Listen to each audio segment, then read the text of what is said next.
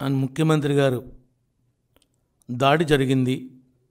ఇది పక్కా కుట్రతో జరిగినటువంటి దాడి అని చెప్పి సజ్జల గారు మాట్లాడుతూ ఉన్నాడు. పదే పదే అదే విషయాల్ని ప్రచారం చేస్తూ ఉన్నారు.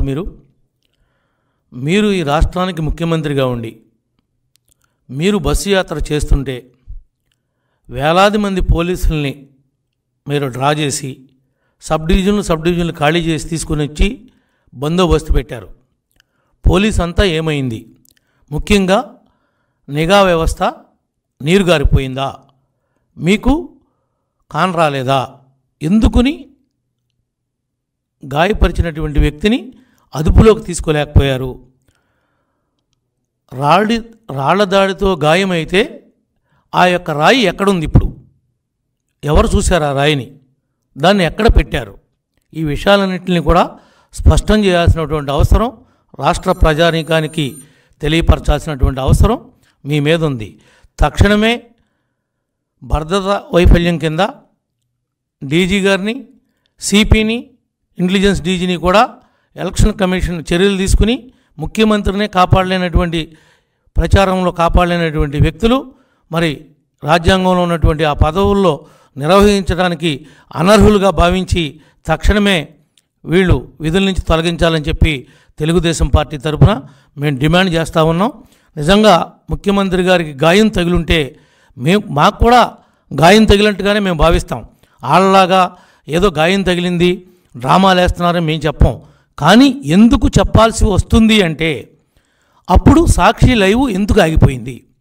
ఎందుకు ఈ విషయం మీద మీరు స్పష్టంగా చెప్పలేకపోతున్నారు? రాయి ఎటు నుంచి, ఏ వైపు నుంచి వచ్చింది? ఏదంటే బిల్డింగుల మీద నుంచి వేశారా, కింద నుంచి వేశారా? ఆ రాయి ఎక్కడి నుంచి మొదలై ఎక్కడి దాకా వెళ్ళి తగిలిందో కూడా మీరు స్పష్టంగా చూపించాల్సినటువంటి అవసరం ఉంది. మీరు ఎప్పుడు లైవ్ ఇచ్చేటువంటి వాళ్ళు ఆ సమయంలోనే లైవ్ ఎందుకు కట్ చేశారు? మాకు అనేకమైనటువంటి అనుమానాలు. టీ స్టాళ్ళు కాడ, కిళ్ళి కొట్లు కాడ పబ్లిక్ మాట్లాడుతున్నటువంటి మాటలను మాట్లాడుతున్నాం. మేమేమి గాయం ఎవరు చేశారు, ఎవరి పాత్ర ఉంది, ఏం జరిగిందని మేము అంటులా. కానీ మీరు చేతగాక ఆడటం అనేది మీకు చేతగానని మీకు అర్థమైపోయింది. దీన్ని ఏదో రకంగా సింపతి కోసమే మీరు ఈ డ్రామా ఆడుతున్నారా అనేటువంటి అనుమానం పబ్లిక్లో వస్తూ ఉంది అని చెప్పి ఈ సందర్భంగా మీ దృష్టికి తీసుకొస్తా ఉన్నా. ఇది మా యొక్క వ్యక్తిగతం కాదు. కానీ మీరేమంటున్నారు? దీనికి ప్రధానమైనటువంటి పాత్ర తెలుగుదేశం పార్టీ చేసినటువంటి కుట్ర, ఇది కోల్డ్ బ్లడెడ్ అనేటువంటి పదాలను ఉపయోగిస్తున్నారు. మీరు ఈ పదాల యొక్క ఉపయోగించడంలో ఉద్దేశం ఎవరో ఒకరిని, అంటే నా మీద 41 కేసులు పెట్టారు. నాలాంటి బకరాగాన్ని ఎవనోకుని చూసి వీడే రాళ్ళు లేపించాడని ఎక్కడో చాట నేను కాకపోతే నా పార్టీ వాళ్ళని ఎవరో ఒకరిని దీంట్లో బలిపశువుని చేద్దామనేటువంటి ఆలోచన కూడా మీకుందనేది మాకు స్పష్టమవుతూ ఉంది. అంటే సంఘటన జరిగి ఇన్ని గంటలైతే కూడా ఎందుకు మీరు ఎవరిని కస్టడీలోకి తీసుకుని మీరు ఎందుకు పట్టుకోలేకపోయారు? ఎవడు రాయేపించినోడు? మీరేపించినోడా, లేదంటే మీరు ఆడినటువంటి డ్రామాలో భాగమా? ఇంకొక వెర్షన్ ఏమంటున్నారు? గాయమైన తర్వాత 3 గంటల వరకు ఎందుకు హాస్పిటల్కి వెళ్ళలేదు? 3 గంటల తర్వాత సమయం ఎందుకు తీసుకున్నారు? అసలు గాయం దండేస్తుంటే బైండింగ్ వైర్ గీసుకుంటే గాయమైందని చెప్పి ఒక వెర్షన్ ఉంది. ఇది ఏది నిజం? ఈ ఎల్లంపల్లికి తగిలిన దెబ్బ కూడా ఈ బైండింగ్ వైర్ గీసుకుంటే ఆ కోపం మీద జగన్మోహన్ రెడ్డి గారే మోక చేత్తో గుద్దితే ఆ దెబ్బ తగిలిందని కూడా కొన్ని వర్గాలు మాట్లాడుతూ ఉన్నాయి. వీటిలన్నింటికి కూడా ఆన్సర్ చేయాల్సింది స్పష్టంగా ముఖ్యమంత్రి గారే ఆన్సర్ చేయాలి. ఆయన సమాధానం చెప్పాలి ఈ రాష్ట్ర ప్రజానీకానికి. నేను శుభ్రంగా ఉన్నాను, నేను సేఫ్గా ఉన్నాను, కానీ నాకు ఈ విధమైనటువంటి గాయం తగిలింది, ఈ విధంగా తగిలింది అని నేను భావిస్తున్నానని చెప్పి ఆయన మాట్లాడాలి కదా. ఆయన మాట్లాడలేని పరిస్థితుల్లో ఏం లేడు కదా. అది చిన్న గాయమైనప్పుడే నిజంగానే రాయి దెబ్బ తగిలితే అక్కడ సెల్లింగ్ రావాలి, అక్కడ బొప్పు కట్టాలి. ఊరిని గీతే తగులుతుందా? బ్లేడ్ గాయంలాగా, కోడికత్తి డ్రామాలాగా ఉంది. కోడికత్తి డ్రామా ఏ రకంగా గీత ఉందో ఇది కూడా అలాంటి గీతే ఉంది. రాయి దెబ్బ తగిలితే ఆ విధంగా ఉంటుందా? 3 విధాలుగా గీసుకుపోయినట్టుగా ఉంది. అది 3 ముఖాలుగా ఉంది. ఆ గాయం ఎట్లా తగిలిందో ముఖ్యమంత్రి గారు స్పష్టం చేయాలి. స్క్రీన్ ప్లే డైరెక్షన్ లాగా సజ్జలు మాట్లాడటం కాదు. నీవు ఇంకా మాట్లాడే రోజులు దగ్గర పడి నీకు ఇంకా నువ్వు త్వరలోనే నీ నోరు మూటరుద్దని కూడా ఈ సందర్భంగా తెలియజేస్తా ఉన్నాం. ఇదంతా తెలుగుదేశం వాళ్ళే చేశారు. వాళ్ళకే రాజకీయంగా జగన్మోహన్ రెడ్డి తిరుగుతుంటే ఈ వచ్చే జనాన్ని చూసి మేము భయపడిపోతున్నాం. నువ్వు భయపడిపోయి నువ్వు గీసుకుని నువ్వు కొట్టించుకుని నీ డైరెక్షన్తో ఇదంతా ప్రీ ప్లానెడ్గా మీరు చేశారని ప్రజలు అంటున్నారు. మీరు డ్రామాలు ఆడుతున్నారు, దీన్ని రక్తి కట్టించడానికి ప్రయత్నం చేస్తున్నారు, ఈ విధంగా కూడా సింపతి సంపాదిస్తారు అని మీ యొక్క ఆలోచన అని చెప్పి పబ్లిక్ అనుకుంటున్నారని విషయాన్ని మీ ద్వారా మరి వైఎస్ఆర్ నాయకులకు కూడా చెప్తున్నా. ఈయనేం చెప్పాడో వాళ్ళ మంత్రులు కానీ వాళ్ళ ఎమ్మెల్యేలు కానీ వాళ్ళ వంది మాగదలు అందరూ కూడా ఇదే పాఠాన్ని తిప్పి తిప్పి చెబుతున్నారు. అంతే తప్ప ఆయనైతే మాత్రం నోరు పట్టలేదు. అక్కడ ఉన్నటువంటి పరిస్థితుల్లో ఈ తగిలినటువంటి గాయం రాయి దెబ్బని మేమెవరూ నమ్మటం లేదు. ఎక్కడా కూడా స్పష్టంగా ఆ విజువల్స్ అనేది ఏ టీవీ వాడు వేయలేకపోతున్నాడు. ఏదో పెట్లెగురుతున్నట్లుగా ఏదో గాల్లో కనపడినట్లుగా వెళ్తూ ఉంది. దానికి ఏదైనా వెళుతుంటే రాయి ఎక్కడ మొదలైందో అది ఎలా ట్రావెల్ అవుతుందో దానికంతా వృత్తాకారం గీసి రెడ్ మార్కింగ్ వేసి యారో గుర్తేసి చూపించేటువంటి టీవీలోళ్ళు మీకు ఎగిటివ్ రావట్లేదా లేకపోతే చూపించడం రావట్లేదా మర్చిపోయారా అని అడుగుతున్నా. అవన్నీ బయట పెట్టాలి కదా. మీ దగ్గర నిజమైనటువంటి వాస్తవాలే ఉంటే దీని మీద రాష్ట్ర ప్రజలందరూ కూడా దీన్ని ఒక డ్రామాగా భావిస్తున్నారని చెప్పి కూడా ఈ సందర్భంగా తెలియజేస్తా ఉన్నాం.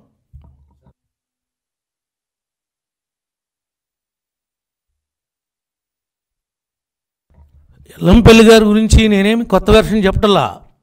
నేను విజయవాడ వచ్చి ఆ టీ స్టాల్ కాడ ఆగితే టీ స్టాల్ కాడ వాళ్ళు అనుకుంటున్నారు జగన్కే ఈ వైరు వేసిన పెద్దది వేస్తే దానికి బైండింగ్ వైరు ఉండి గీసుకుపోయి ఆయన కోపం వచ్చి ఇట్లాగనే చేసేదని ఇట్లా మోక చేత్తో గుద్దితే ఎల్లంపల్లి గుడ్డి బదలైంది అని జనం అనుకుంటున్నారయ్యా. నేనేమన్నా ఎల్లంపల్లి నాకు చెప్పాడా, నేను ఎల్లంపల్లితో మాడానా? నాకేం తెలియదు. జనం అనుకుంటున్న మాటనే ఇప్పుడు మీ దృష్టికి తీసుకొని వచ్చా. ఈ వెర్షన్ కూడా జనంలో పోతుంది. ఇది ఎంత మట్టి కరెక్ట్ అని అంటున్నా. అది వాస్తవం నేను అంటున్నా. అది వాస్తవం కాదనేది ఎల్లంపల్లి గారో జగన్మోహన్ రెడ్డి గారు చెప్పాలి. మాకేం తెలుస్తుంది వాళ్ళిద్దరి మధ్య జరిగిన బస్సులో సంఘటన? ఓకేనా?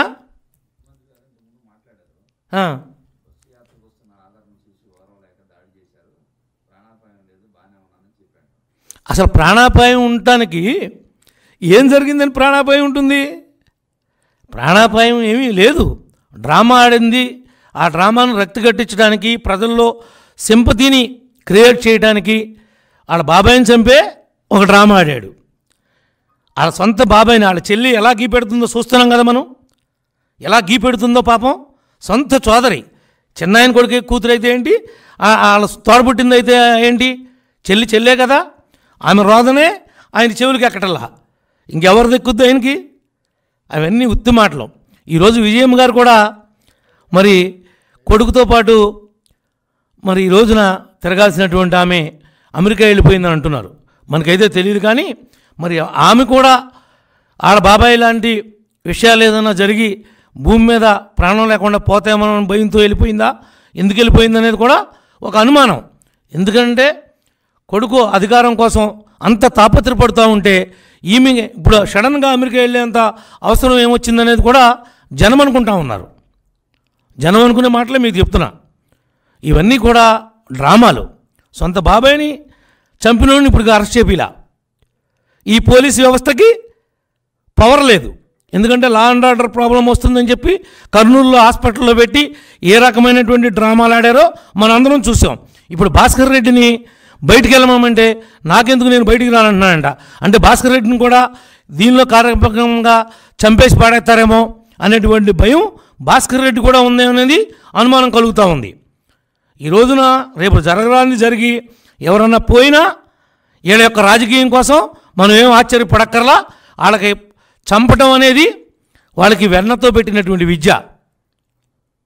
ఒకళ్ళ కాదు, ఈ రాష్ట్రంలో ఎన్ని కుటుంబాలు వాళ్ళ యొక్క అధికార దాహానికి బలైపోయారో మనందరం కూడా చూస్తూ ఉన్నాం. నా మట్టుకు నా మీద 41 కేసులు ఏ తప్పు చేయకోకుండా పెట్టాడు. గాయం అంటే అది. నేను, నా కుటుంబం, నా అభిమానులు, నా పార్టీ వాళ్ళు పడింది, నాకు తగిలింది గాయం. నాకు పడింది గాయం. మీకేం పడింది గాయం? ఏదో చిన్న గీత గీసుకుని షోయింగ్ చేస్తాం తప్ప, నాటకాలు ఆడతాం తప్ప, కథని రక్త కట్టిద్దామని చూస్తున్నారు. కానీ మీకు నూకలు చెల్లినే మీరు ఆ యొక్క రక్తి కట్టించేటువంటి పాత్రలనే మీ పాత్రలను నమ్మే పరిస్థితుల్లో ఈ రాష్ట్ర ప్రజానీకం లేదు అని చెప్పి కూడా ఈ సందర్భంగా తెలియజేస్తా ఉన్నాం. Thank you. 100కి 100 వాళ్ళ కుటుంబ సభ్యులు కూడా జాగ్రత్తగా ఉండాల్సినటువంటి అవసరం ఉంది. ఎందుకనంటే వాళ్ళే నమ్మలేనటువంటి అభద్రతాభావంలోకి వెళ్ళిపోయారు. లేకపోతే విజయం గారు ఎందుకు వెళ్ళిపోద్ది? పొద్దున ఏమైనా జరగచ్చు. వీళ్ళ సింపతి కోసం వీళ్ళే చంపించేసి చంద్రబాబు గారు చంపించారని చెప్తారు. రాయి తగిలితే చంద్రబాబు గారు, వీళ్ళ ఇంట్లో కుక్క ఏం లేకుండా, కుక్క ప్రెగ్నెంట్ అయ్యి ఉండి అది వేలు లేకుండా అడ్డం పడిపోతే కూడా దీనిలో చంద్రబాబు గారు కుట్ర ఉందంటారు.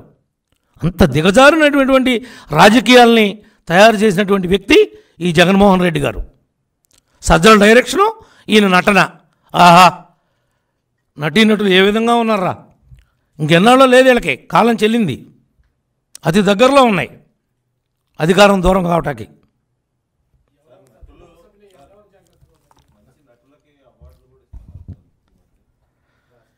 వీళ్ళకు కూడా ఆస్కార్ అవార్డుల కోసం ప్రయత్నం చేస్తున్నారు.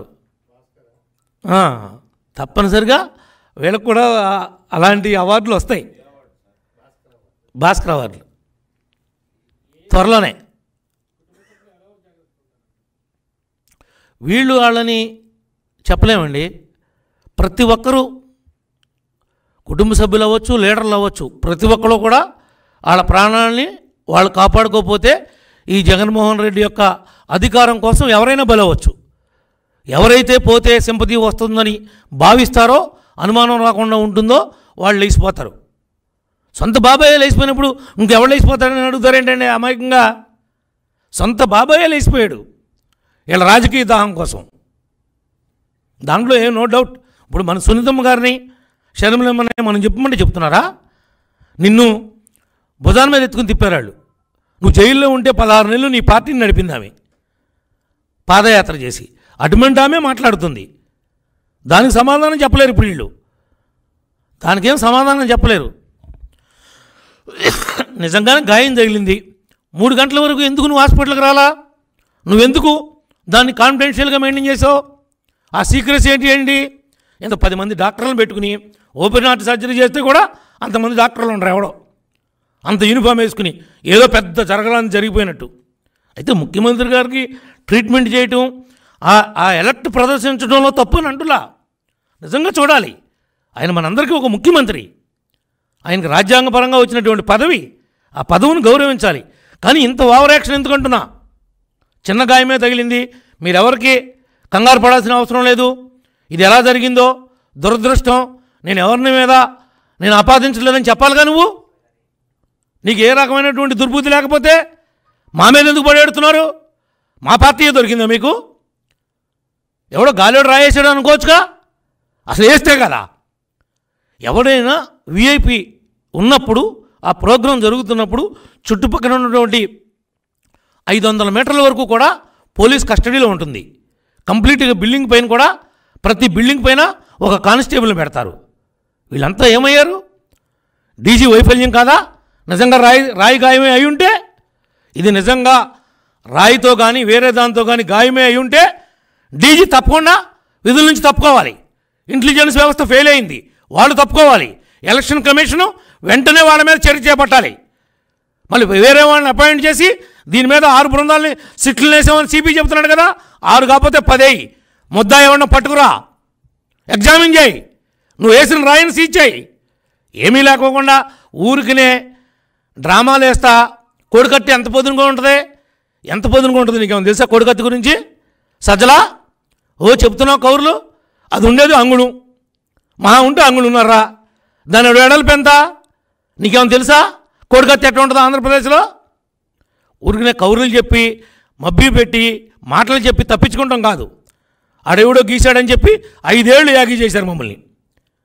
నిన్నగాక మొన్న కానీ పాపం వాడు బయటికి రాలా.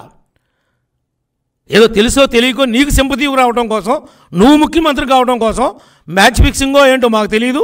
ఆడు గీసిన మాట నిజమని తేలింది, జైల్లో పెట్టారు. నిన్నటిదాకా బయటికి రాకుండా చేసింది మీరు కదా.